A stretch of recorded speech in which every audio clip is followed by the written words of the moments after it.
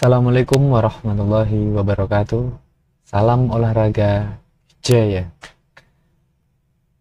Alhamdulillah pada kesempatan kali ini kita bisa berjumpa lagi di pembelajaran PJOK SMA Negeri 2 Muara Wahau ya.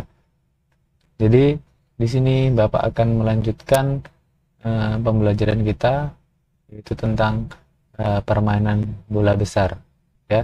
Jadi di pertemuan kemarin kita sudah mempelajari permainan bola besar tentang sepak bola ya. Pada pertemuan kali ini kita akan mempelajari tentang bola voli ya.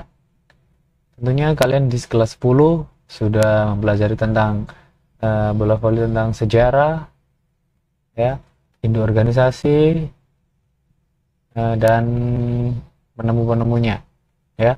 Dan di kelas 11 tentunya kalian juga sudah mempelajari bola voli, yaitu tentang teknik dasar dan permainannya ya. Jadi di kelas 12 kita tidak akan mempelajari tentang teknik-teknik dasar ataupun sejarah-sejarah dalam bola voli ya. Untuk materi kelas 12 nanti kita akan mempelajari yang pertama ya. Yang pertama adalah pemain, yang kedua adalah rotasi, yang ketiga adalah analisis strategi penyerangan, analisis strategi pertahanan, dan peraturan permainan dalam bola voli ya. Jadi silahkan simak baik-baik video ini ya. Jadi nanti apabila ada yang kurang jelas bisa ditanyakan ya. Langsung saja kita ke pembahasannya. Oke, jadi untuk penjelasannya ya, jadinya ada materi bola voli kelas 12 SMA N2 Muara Wahau. Langsung saja.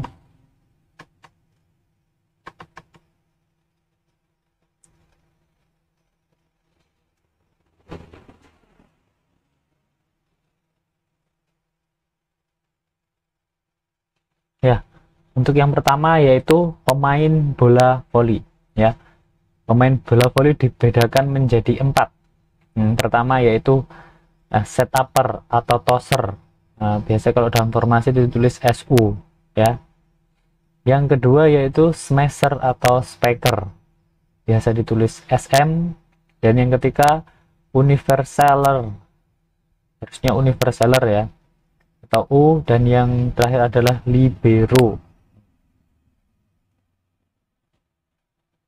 ya.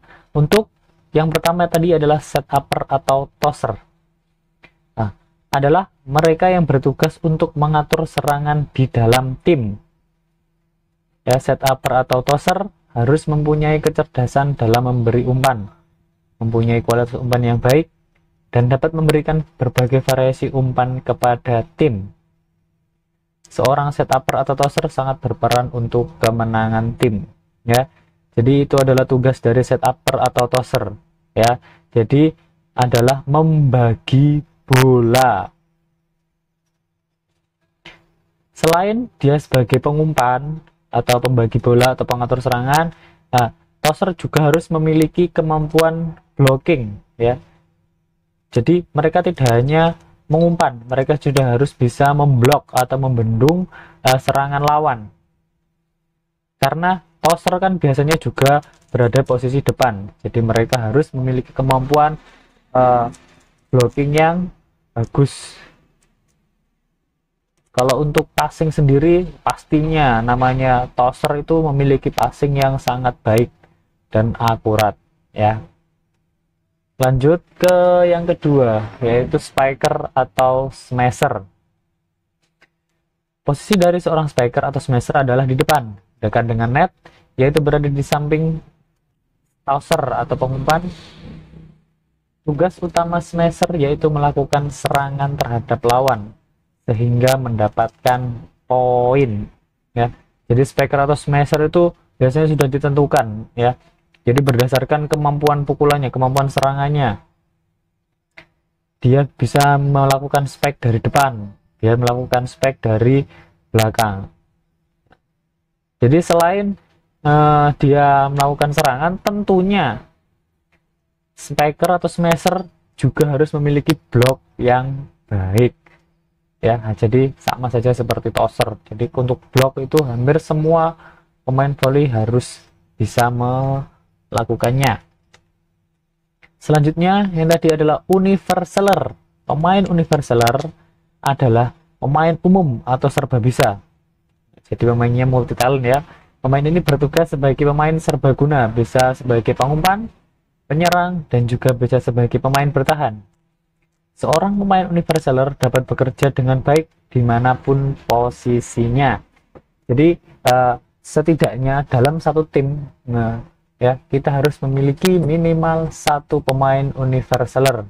Ya, jadi sewaktu-waktu tosser kita cedera misal, jadi ada yang menggantikan.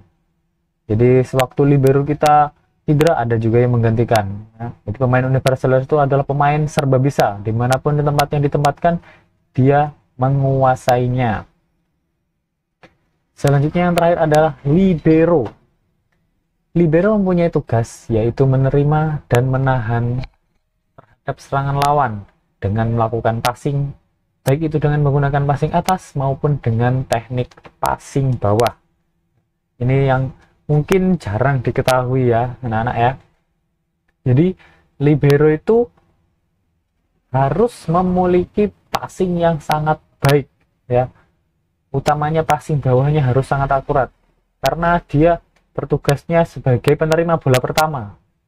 Jadi nanti dia yang memberikan umpan kepada memberikan passingnya kepada tosser, sehingga tosser itu bisa mengumpan atau mengatur bolanya lebih enak tergantung passing dari libero ya.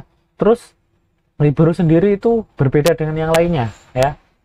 Jadi ada beberapa hal yang tidak bisa dilakukan oleh libero. Yang pertama ya, jadi yang pertama adalah libero tidak diperbolehkan untuk melakukan spike atau smash ya, itu tidak diperbolehkan. Terus yang kedua yaitu libero tidak diperbolehkan melakukan servis, tidak diperbolehkan melakukan servis. Yang ketiga, libero tidak diperbolehkan melakukan blok tentunya ya, karena mereka posisinya selalu di belakang ya. Libero juga tidak diperbolehkan menggunakan seragam yang sama. Jadi libero itu seragamnya pasti beda sendiri. Dalam satu tim biasanya kan ada 6 orang di dalam lapangan ya. Nanti kalau ada yang beda itu adalah namanya libero ya. Jadi dia bertugasnya sebagai pemain pengganti dan berada selalu di belakang. Nah, yang selanjutnya yaitu posisi pemain dalam bola voli. Ini yang sering salah paham ya. Jadi anak-anak sering salah paham. Jadi posisi pemain itu di mana aja sih ya? Jadi posisi pemain itu adalah nomor 1 di belakang sebelah kanan. Dia bertugas biasanya mengawali pertandingan, yaitu adalah servis ya. Nah terus untuk perputarannya, dia itu berlawanan arah jarum jam. Jadi setelah 1, nomor 2 nya itu di depannya, habis itu ke kiri 3, bawa ke kiri lagi 4 yaitu ke belakang 5, habis itu ke samping kanan 6.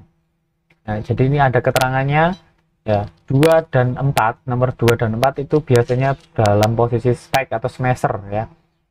Nomor 3 tosser atau pengumpan. Nah, biasanya ditempati oleh tosser atau pengumpan karena di tengah, jadi dia lebih mudah untuk membagi bola ya. Terus untuk 1, 6 dan 5 yaitu bisa ditempati oleh defender atau libero ya. Jadi mereka biasanya bertukar tempat sesuai situasi dan kondisi di dalam lapangan ya. Tapi posisi ini berlaku saat seorang pemain, saat seorang tim ya. Jadi kita pertandingan itu kan, jadi nanti waktu servis, salah satu servis, nah posisi ini harus kembali ke posisi seperti ini. Menerima servis pun posisinya harus seperti ini. Tapi setelah servis mereka bebas mau berubah posisi kemana. Tetapi dengan catatan, yang depan tetap di depan, yang di belakang tetap di belakang. Jadi ada garis, itu kan garis serang. Nah, itu yang di belakang tidak boleh melakukan smash kalau melebihi garis tersebut. Kalau melakukan passing saja boleh. Jadi itu adalah posisi pemain dalam bola voli. Selanjutnya, untuk rotasi pemainnya, rotasi pemain dalam bola voli. Nah, posisinya kan sudah ada tadi, dia berlawanan arah jam 1, 2, 3, 4, 5, 6. Nah, berbeda dengan rotasinya. Rotasinya adalah searah jarum jam, ya. Jadi setelah dari posisi 1, dia berpindah ke posisi 3, tidak langsung berpindah ke posisi 2. Jadi berputar searah jarum jam. Itu adalah rotasi dalam permainan bola voli. Selanjutnya itu peraturan permainan bola voli. Nah, untuk yang pertama peraturannya adalah ukuran lapangan dan net. Nah, tentunya kalau ukuran lapangan kan kalian mungkin sudah tahu ya, panjangnya adalah 18 meter dan lebarnya adalah 9 meter. Nah, untuk daerah-daerahnya yaitu 3 meter daerah serang, 6 meter yaitu daerah bertahan. Jadi itu pembagian lapangannya cuma 2. Terus di luar ada area service sejauh 9 meter. Jadi bebas. Dulu area service itu dibatasi cuma 3 meter, tapi sekarang dibebaskan sampai 9 meter. Ya. Intinya tidak melebihi dari selebar lapangan. Selanjutnya untuk net, ya. Tinggi net untuk putra, ya, untuk tim bola voli putra yaitu 2,43 meter, sedangkan untuk yang putri 2,24 meter. Ya, diingat-ingat ya, 2,43 untuk putra, 2,24 untuk putri. Itu untuk tinggi net, ya. Nah, terus untuk lebar net adalah 1 meter. Ya, lebar net 1 meter, panjang net adalah 9 meter, 5. Ya, 9 meter, 5. Jadi nanti yang 9 meter itu pas di atas garis. Nah, yang 25 kan ada setengahnya tadi. Nah, 25 dibagi buat batas dari tiang, 25 juga dari tiang. Nah, terus di situ ada tulisan 0,8 meter. Nah, itu namanya adalah kayak yang root, namanya root, ya. Jadi yang buat membatasi ke atas biasanya ditambah kayak joran pancing gitu kan. Nah, itu adalah root. Jadi buat pembatas ke atas itu panjangnya adalah kurang lebih 800 cm atau 0,8 meter. Selanjutnya bola, ya. Bola voli memiliki ukuran untuk keliling lingkaran berkisar 65 sampai 67 cm dengan diameter berukuran sekitar 18 sampai 20 cm. Adapun berat bola voli sekitar 260 sampai 280 gram. Sementara tekanan untuk bola voli mulai dari 294,3 sampai 318,82 dalam ukuran HPA atau bar. Jadi jika bola voli tidak memiliki ukuran sesuai yang sudah ditentukan, itu bola volinya tidak standar. Nah, itu jika untuk pertandingan resmi, ya, untuk pertandingan resmi. Nah, jika untuk kita belajar aja, setidaknya yang penting kita ada bola sudah bersyukur. Jadi ini adalah peraturannya kalau resmi. Selanjutnya untuk waktu permainan, ya. Waktu permainan. Jadi waktu permainan bola voli diukur dari tim mana yang paling cepat mengumpulkan 25 angka. Jadi untuk durasinya kita tidak bisa menentukan. Tergantung gimana permainannya mereka.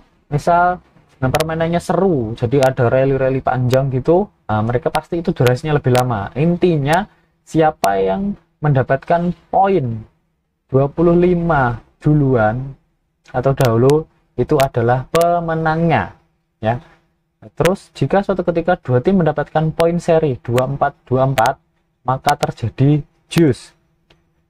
Nah, jadi ketika poinnya sama 20-24 itu dinamakan nanti juice, ya. Dan dilanjutkan pertandingan sampai salah satu tim mendapat selisih 2 poin berikutnya. Jadi untuk mencari kemenangannya, salah satu tim itu harus selisih 2 angka dari lawannya. Jadi misal 24-24, jadi salah satu tim harus bisa mendapatkan angka 26, ya. Misal 26 sama kembali, jadi harus 28. Nah, untuk bola voli itu tidak atas nilainya, ya. Jadi misal mereka terus seri-seri sampai 46 pun, 46 sama, jadi mereka harus gamenya di 48. Tapi itu jarang sekali, ya. Terus untuk penentuan pemenang, ya, permainan bisa digunakan dengan 2 sistem. Jadi ada 2 sistem biasanya, ya. Ada yang menggunakan 2 winning set atau 2 kemenangan saja, dan ada yang menggunakan 3 winning set atau 3 kemenangan. Nah, ini fleksibel tergantung dari panitia. Biasanya kalau event-event desa itu biasanya cuma 2 kemenangan, ya. Jadi setelah mereka mendapatkan 25 angka duluan sebanyak 2 kali, nah, atau bisa dimakan 2-0, nah itu mereka menang, atau bisa 2-1 itu menang. Jadi intinya 2 kali kemenangan, itu namanya 2 winning set. Terus untuk yang selanjutnya itu 3 winning set, jadi mendapatkan 3 kali kemenangan, entah pertama nanti 1-1, 2-1, intinya mereka mendapatkan kemenangan sebanyak 3 kali. Nah, dalam pertandingan bola voli, tentunya ini ada hal istilah yang kalian mungkin masih belum tahu, ya. Ada TTO dan TO. Nah, itu beda enggak? Nah, ternyata itu adalah berbeda. Jadi TTO adalah kebajakan dari technical time out. Nah, ini sudah ditetapkan oleh FIVB atau Federasi Internasional de Volleyball, ya. Jadi dari sana itu sudah mematok pokoknya setiap pertandingan itu ada 2 kali TTO atau 2 kali technical time out, ya. Jadi namanya aja technical, jadi itu sudah dari peraturannya sudah seperti itu. Nah, pada poin keberapa technical time out itu terjadi, ya. Technical time out atau TTO terjadi pada poin 8 dan pada poin 16. Nah, jadi setiap salah satu tim menyampai atau mendapatkan poin 8 duluan, itu masih akan secara otomatis dia time out atau technical time out. Nah, dan setelahnya lanjut nanti sampai siapa 16 duluan, nah itu ada technical time out juga, itu secara otomatis, ya. Jadi bukan salah satu tim meminta, tapi secara otomatis. Nah, itu berbeda dengan namanya time out atau TO. Kalau time out atau TO itu bisa pada waktu kapan saja, jadi poin berapapun bisa. Nah, tetapi kalau time out ini dibatasi hanya 2 setiap set pertandingan, ya. Jadi setiap set pertandingan itu ada 2.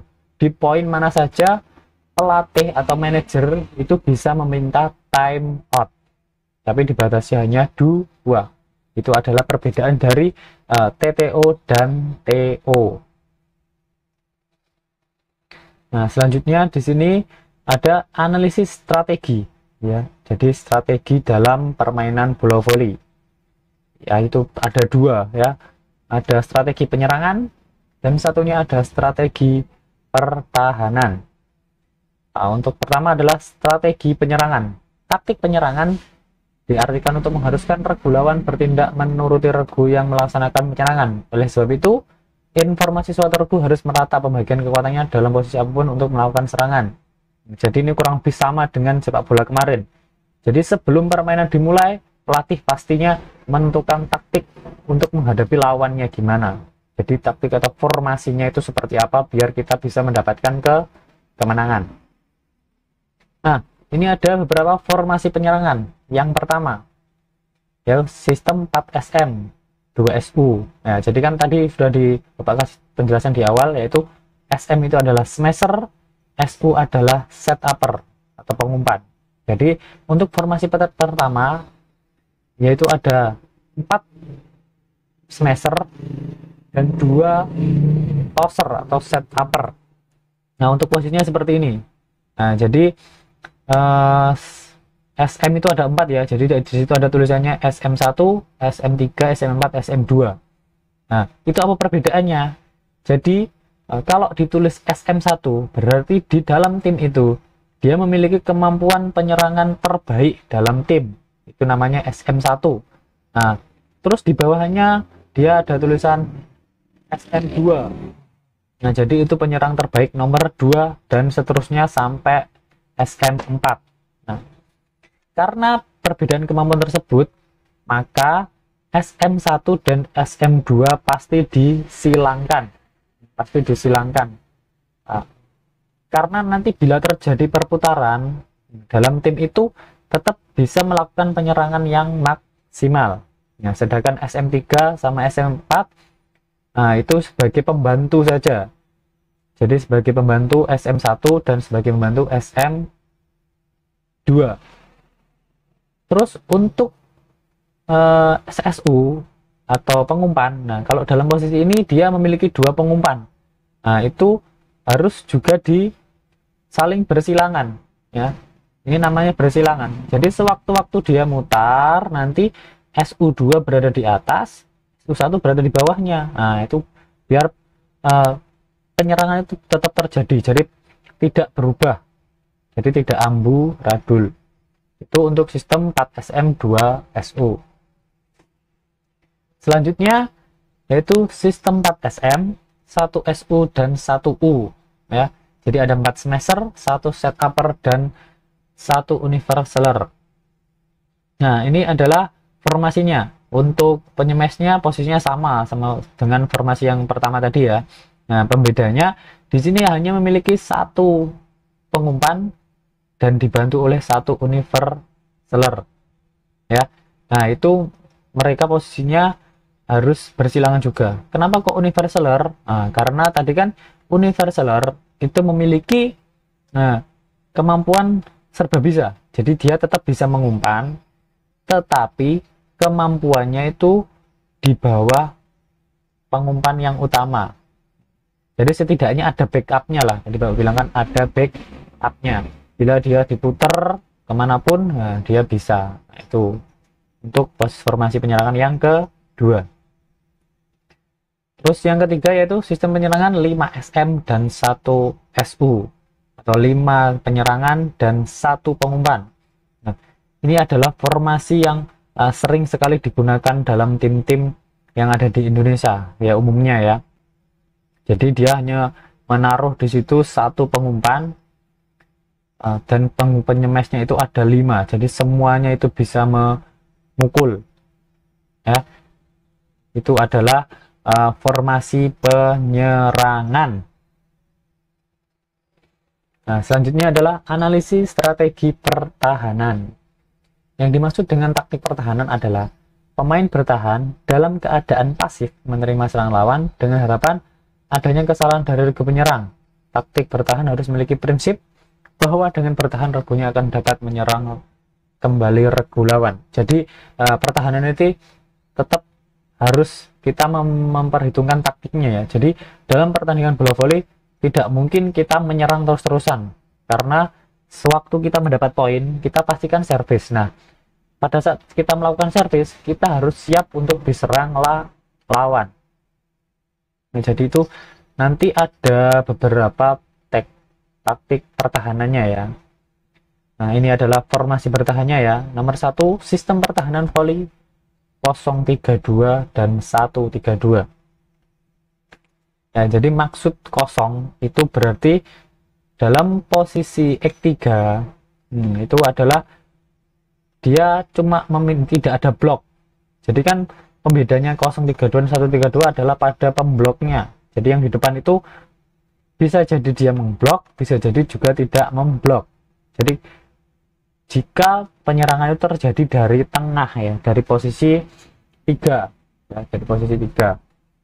Jadi bisa jadi yang menjadi X3 itu nanti bisa memblok dan juga tidak bisa memblok. Terus di belakangnya ada 3 pemain pertahanan tengah, ya, pertahanan tengah, dan yang 2 adalah pemain bertahan belakang. Kenapa kok pertahanan tengah posisinya di situ? Karena namanya permain volley kan bola itu bisa kemana saja. Nah, jadi nanti sewaktu-waktu dia namanya pemain pesmashnya itu mencuri atau memetik bola, jadi bolanya tidak dipukul keras. Nah, jadi 3 pemain yang berada di tengah itu bisa mengcovernya. Nah, terus bila pensmashnya itu memukulnya keras, jadi 2 pemain belakang sudah siap untuk menerimanya. Itu adalah formasi bertahan 0-3-2 dan 1-3-2. Selanjutnya sistem pertahanan volley 2-1-3, ya, 2-1-3. Jadi 2 sebagai pemblok atau membendung, 1 sebagai pemain bertahan tengah, dan 3 sebagai pemain bertahan belakang. Nah, ini jika lawan menyerang dari posisi 4, ya, dari posisi 4. Jadi dari sebelah depan kiri.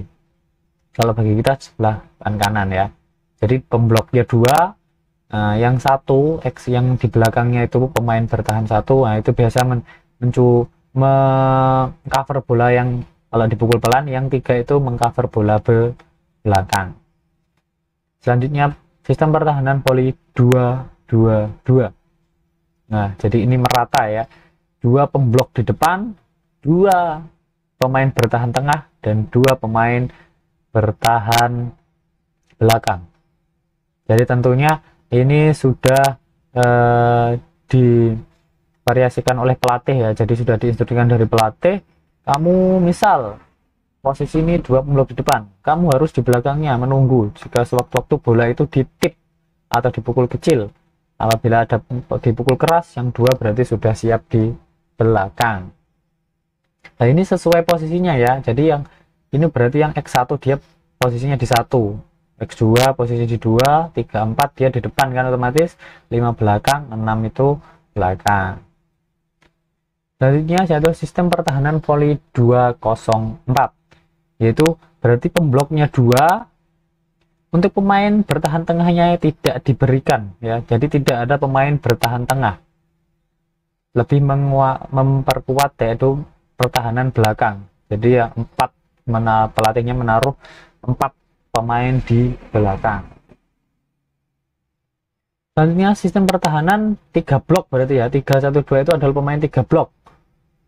Jadi 3 blok berada di depan, yang 1 berada di tengah tapi agak bersilangan, ya. Terus yang 2 berada di belakang. Jadi ini full block namanya, full block. Selanjutnya masih dengan full block, yaitu 3 pembendung, 3 pertahanan volley 3-2-1. Jadi 2 pemain bertahan tengah dan hanya 1 pemain bertahan belakang.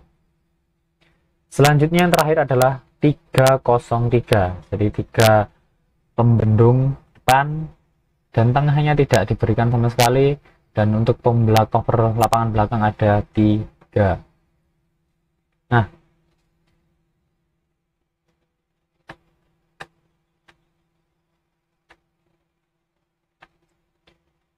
jadi itu tadi adalah penjelasan tentang materi bola voli kelas 12, ya. Jadi yang pertama adalah pemain. Jadi kalian tentunya harus tahu pemain itu dalam bola voli itu berdasarkan kemampuan itu ada apa saja.